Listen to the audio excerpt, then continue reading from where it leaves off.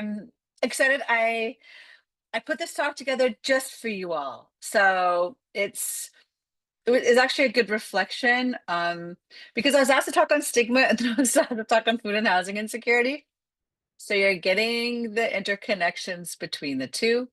I'm not going to talk for the whole time because I would like to hear your voices and everyone will get tired of my voice. So I'm just going to share my PowerPoint.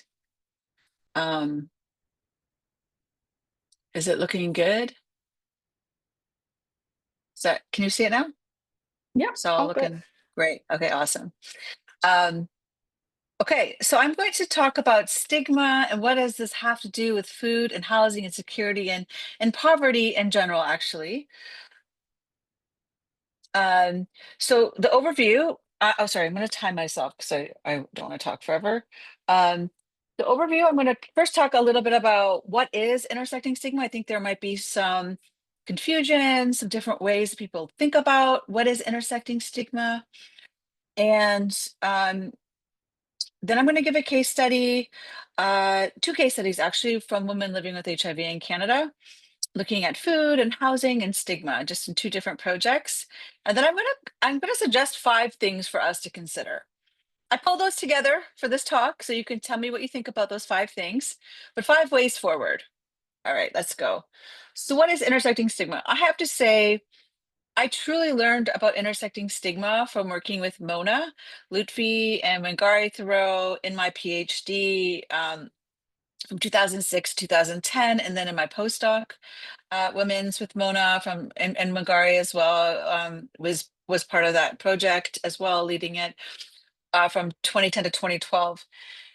And what struck me when I started doing that work was sometimes we think about an HIV stigma as the main thing that we think about, but there's all these other identities people bring, whether it's gender, race, sexual orientation, gender identity, so many other parts of our lives, and those are also associated with access to power.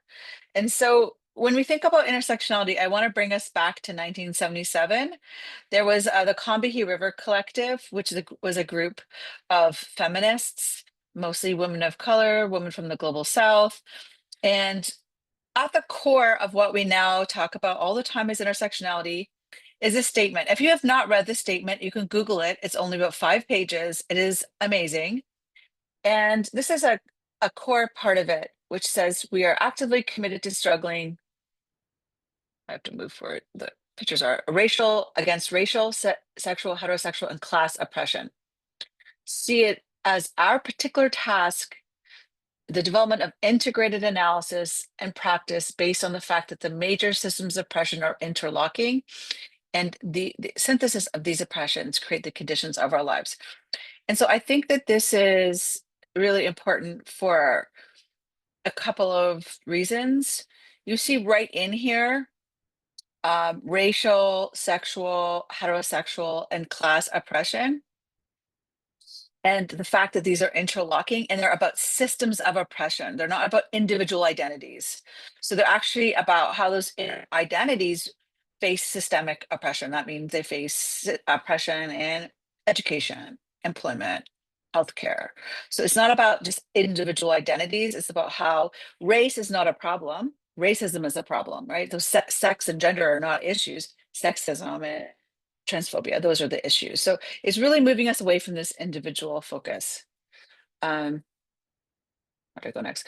And so Michelle Tracy Berger and other Black feminists and Dr. Kimberly Crenshaw have been further developing thinking around intersectionality and stigma, and Dr. Patricia Hill Collins as well. You'll see on the right that was from the work that I did with Mona and Mangari and the Women's Community-Based Research Team really taught me about what intersectionality might look like in someone's day-to-day life. So when they experience the combination of HIV stigma and sex work stigma, or HIV stigma and racism, and HIV stigma and homophobia. And more recently, I'd say I guess in 2019, the last I guess it's going to be 6 years now. The NIH, has been thinking and moving work forward. In 2022, we had a special issue of the American Journal of Public Health with the NIH. It was launched at AIDS 2022 in Montreal. That was really focusing on like, where are we at now when it comes to intersectional stigma?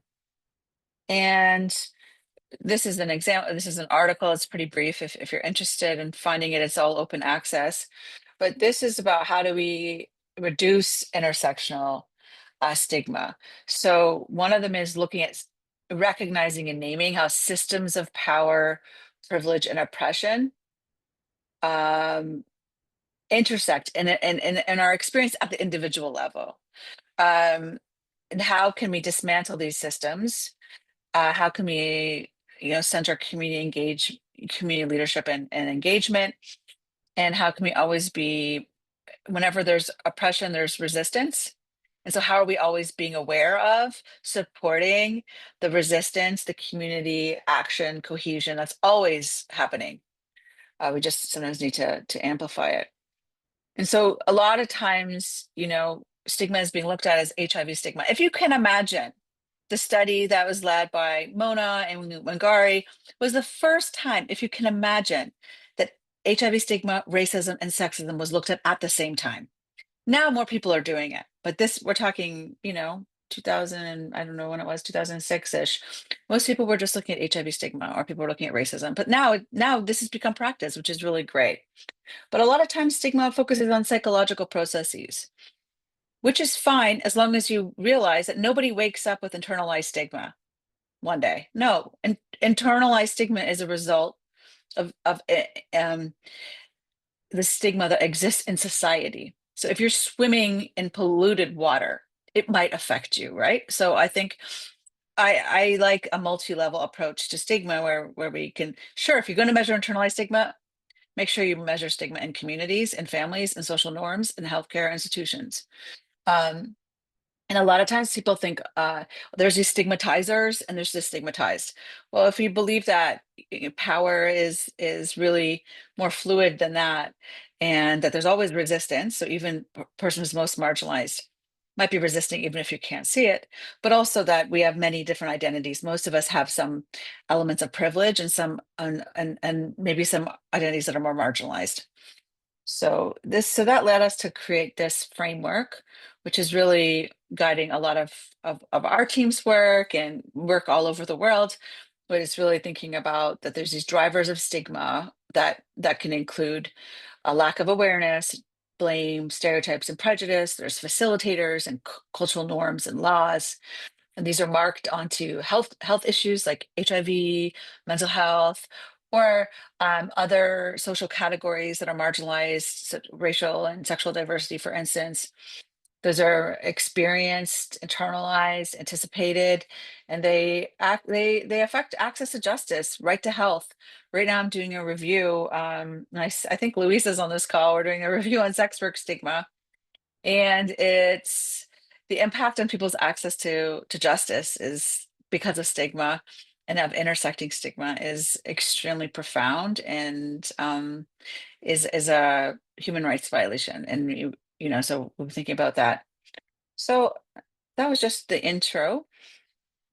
Let me give a first example is about food and housing insecurity and how that might be linked to HIV stigma. So this is important. Why? Across the world, whether it's in high, middle, low income countries, people with HIV are more likely to experience food and housing insecurities. Those food and housing insecurities are associated with worse health outcomes. Of course, we would expect that. Lower viral suppression, poor physical health, poor mental health. And this is also an issue in Canada. Out-of-pocket costs for HIV care varies across provinces. Some people have to apply for social assistance. And social assistance is a form of structural violence. Structural violence is the violence that's built into systems that keeps people from realizing their full potential.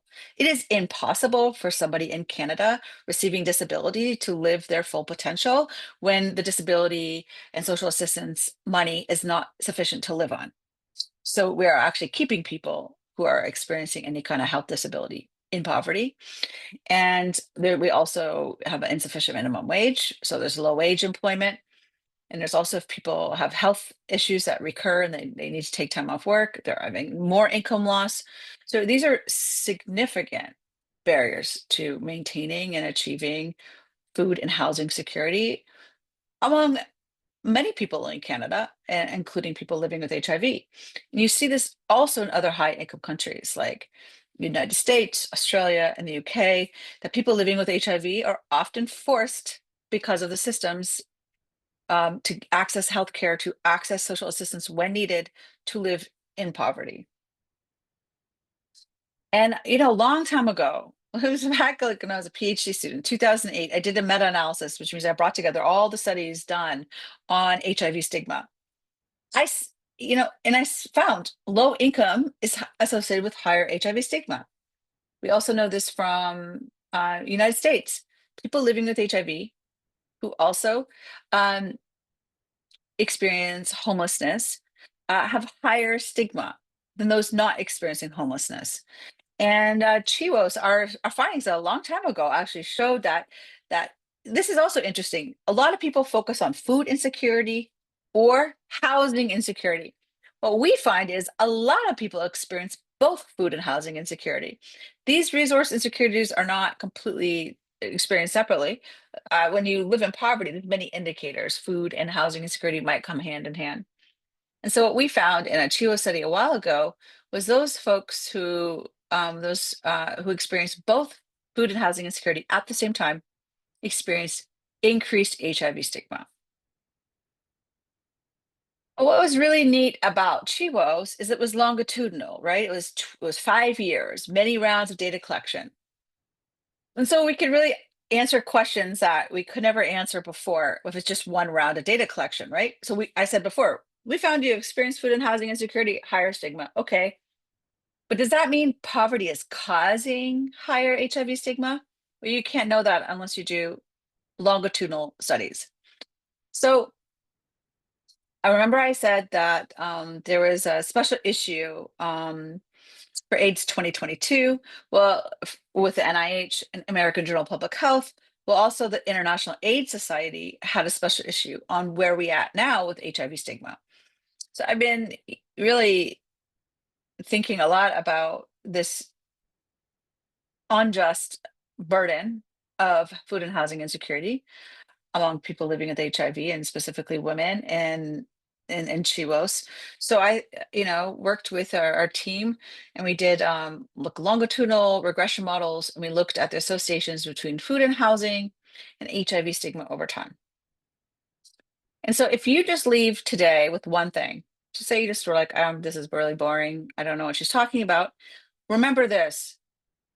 1/3 of women in CHIWOS reported food insecurity and 1/10 housing insecurity. That is shocking and unacceptable. This is in Canada. And what we also found, which was interesting, and you know, we can chat about this later, is this HIV stigma scores were pretty consistent across the first two waves of data collection across the first couple of years, and then they did become lower. Our main finding here that we were looking at is over time, women with HIV who reported food insecurity had much higher HIV stigma scores than those who are food secure. So HIV stigma over time was much higher for those who are food insecure versus food secure. And we found housing insecurity. So food insecurity we measure with this scale that they use in the US, which is a few questions around the reliability and sufficiency of food, concern, running out of food. So it's a very validated scale that's been used a lot. Insecure housing, we used quite a lot of options. So people who are couch surfing, living in a car, living in a street, living in a shelter, living in a single room with no utilities, like without access to any utilities in the house that they were living in. These were categorized as housing insecure. So we found that housing insecurity was associated with higher HIV stigma over the first two time points compared to stably housed, but over time that I'll show you a picture of that. The association decreased, and we'll talk about why. So here you can see the dotted line here is the food insecure, so food insecurity. And you can see the line is above, so that's the stigma score on the vertical axis. And so they had higher stigma over time. Even when the stigma decreased at time 3, you see, oh, look at that. HIV stigma went down over time. Guess what? It was still significantly higher if you were food insecure. And then you see here with the housing insecurity, the dotted line at the top is significantly higher if you're food insecure, higher HIV stigma than if you were food secure at the first 2 waves. And at time 2, it decreased, but also both housing insecurity and HIV stigma decreased at the third time point. And so what I find is really important to think about is why are these markers of poverty, food and housing insecurity associated with increased HIV stigma? Well, there's actually there's also stigma around poverty in general. Stigma is our social processes rooted in othering. Othering is creating a difference, devaluation of somebody else as different than you and different than the people who hold power. And so this society creates beliefs that poverty symbolizes failure, and these are quotations, or laziness or irresponsibility. And homelessness is also stigmatized because it's visible and it's disrupting what people are expecting to see in a public space.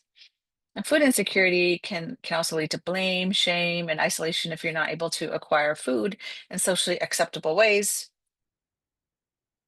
And poverty is relational. So a lot of people have to interact with people to get things that they need when they don't have enough.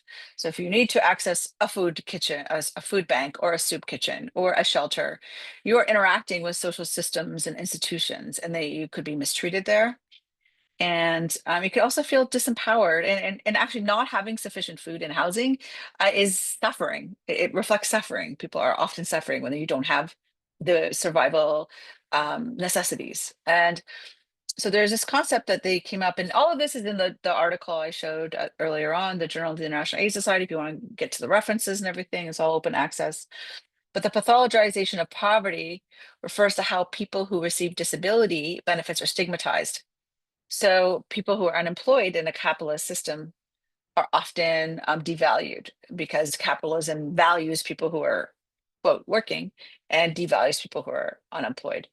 And so people, for instance, with HIV who receive food assistance might experience mistreatment or a lack of compassion while they're getting food assistance, and feeling social judgment for not being healthy and receiving social assistance.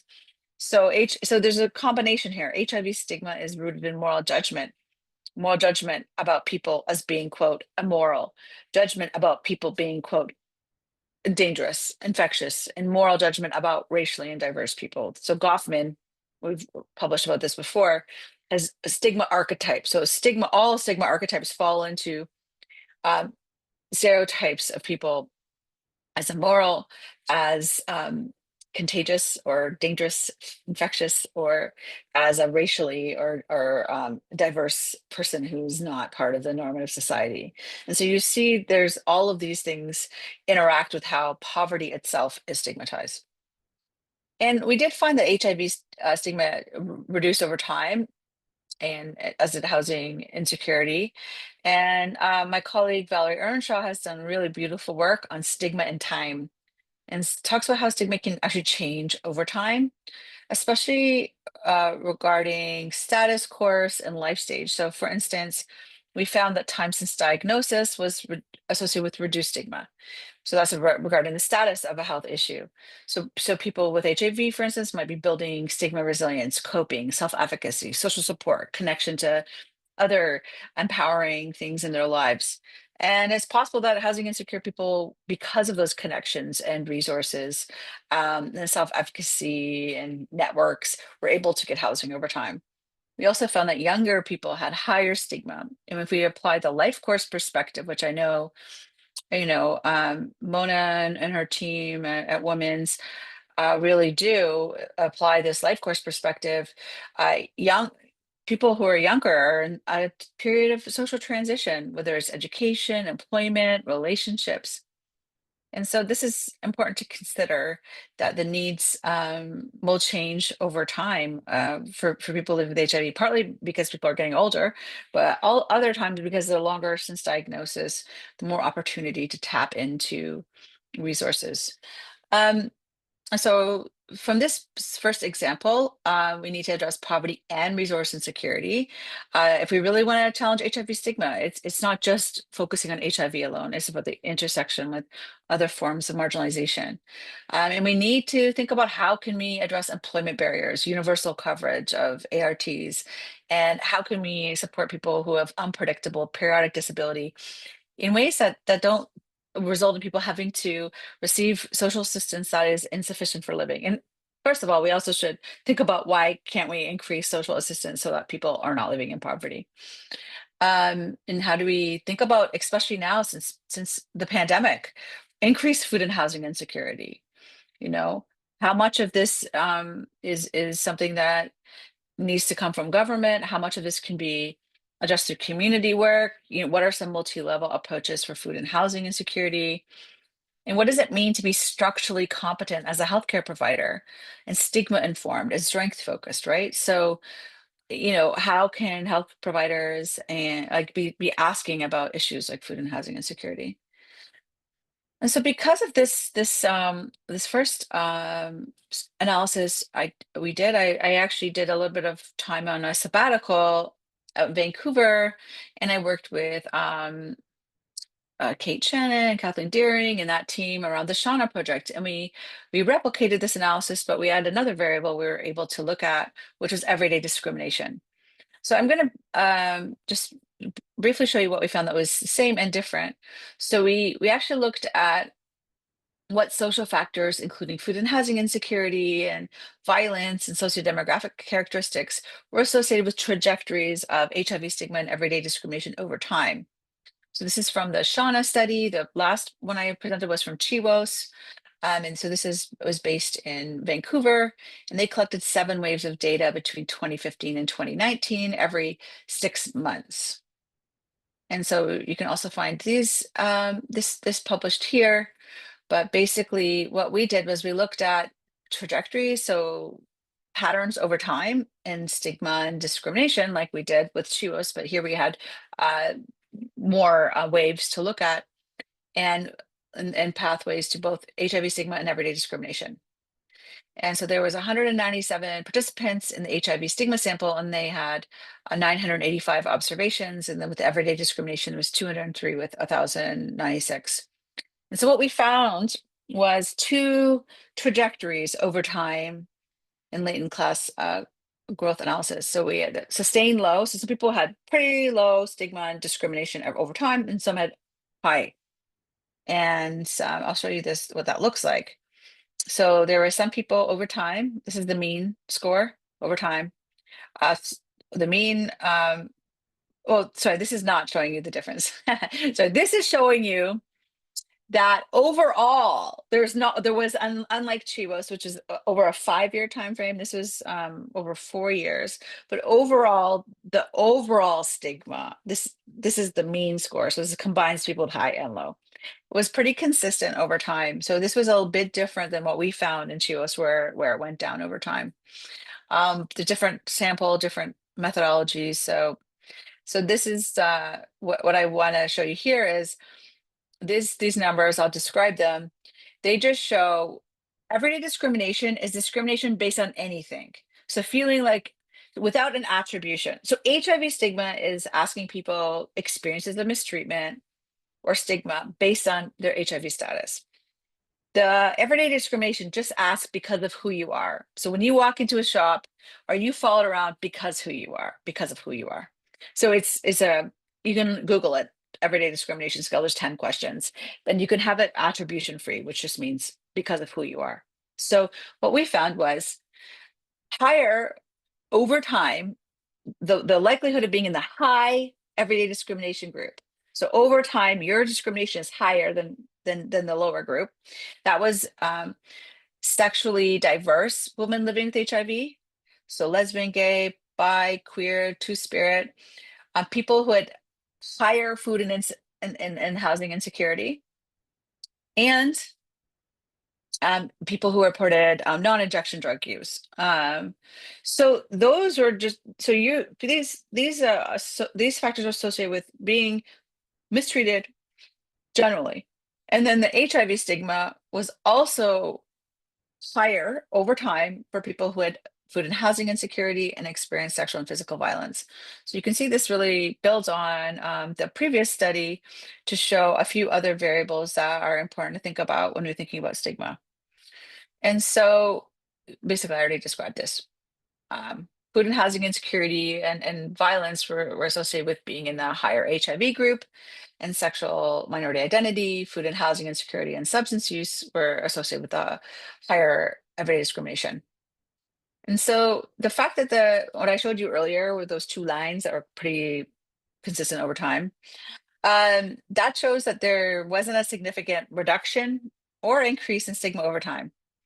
This is a concept that's called chronicity, which is chronic and persisting social or health issues.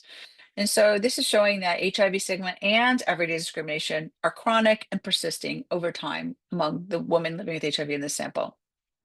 And I already said what was associated with higher stigma, which was violence, food and housing insecurity, drug use, and sexual diverse identity. So what is new about what I'm presenting from this study is that, if we think about stigma as a chronic stressor, and we think about poverty as a chronic stressor, both of these are being experienced. And also reflects that stigmatization of living in poverty. And also with people who use drugs are often shamed and blamed and experience atrocious treatment in society. And violence was associated with increased HIV stigma. And we know that women living with HIV experience devaluation, experience violence in families, communities, healthcare. And so it's important to think about these multiple kinds of violence and how it's linked with stigma. And CHIWOS, we've also published on that in the past, these longitudinal cyclical relationships between HIV stigma and violence, and HIV stigma and violence. And sexual diversity. So this is why I'm always calling for don't think everybody is heterosexual, because a lot of women living with HIV, and this is from the Women's CBR study, are sexually diverse. And sexual diversity with these women with HIV was linked with higher everyday discrimination. So compulsory heterosexuality is the idea that everybody is or should be heterosexual. That is very prevalent among women HIV care. So a lot of times people are just assumed to be heterosexual. And what happens is then it's on the onus on the person to then come out all the time. And heteronormativity is just everything is geared for heterosexual people.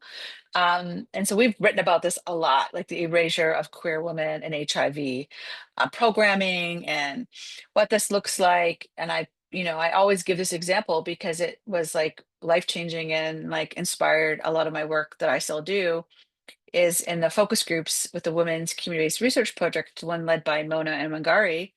When I was doing focus groups with um, lesbian, bisexual, and queer women living with HIV, they said we have to pretend that we're heterosexual when we go to the women's HIV support groups. And that they were all actually African and Caribbean descent for whatever reason that was in this room, in this focus group. And then they said, and when we go to the gay and lesbians of African descent, we have to pretend we're HIV negative. There's no place where we can be our full selves. And I think that is a testament to how much heteronormativity, or the assumption that everyone's heterosexual, is built into women's HIV care. So I hope we can all think about that when we move forward. And so I came up with this for you all. Some ideas. I'm open to your feedback. I'm going to be done in like 4 minutes. So if you've been sleeping, it's fine. You can wake up now because this is going to be the best part of the whole thing. So 5 considerations. All right. Consideration 1. So where would you go from here? Well, we actually know a lot about interventions, but then we don't actually know a lot. So my colleague, Dr. Ann Stengel, I was on this review. What do we know about interventions? to reduce intersecting stigma and discrimination in the context of HIV.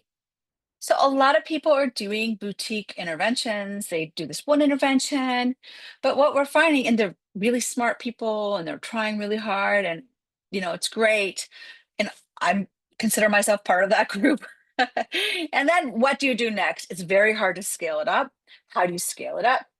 And sometimes you're not actually measuring the stigma impact. Sometimes it increases social support, it increases people's happiness, people enjoy it, but they're not actually addressing and reducing stigma, probably because it's so complex, like I've just been talking about forever this morning.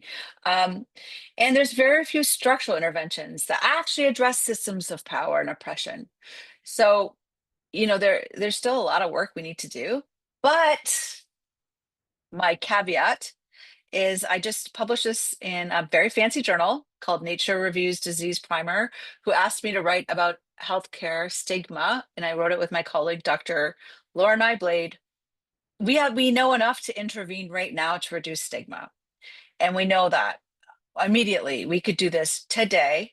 All of us, wherever we're working, we could do these three things right now. So this is my call to action for y'all. An actionable driver of stigma, what we can act on. Where is there a lack of knowledge? So that might be underpinning fear of infection. This is in the context of healthcare. How does that manifest in stigma? So if you don't understand HIV infection transmission and you use double gloving or you use gloves when you don't need it, yeah, you could pretty well intervene on that and train people, have standard procedures.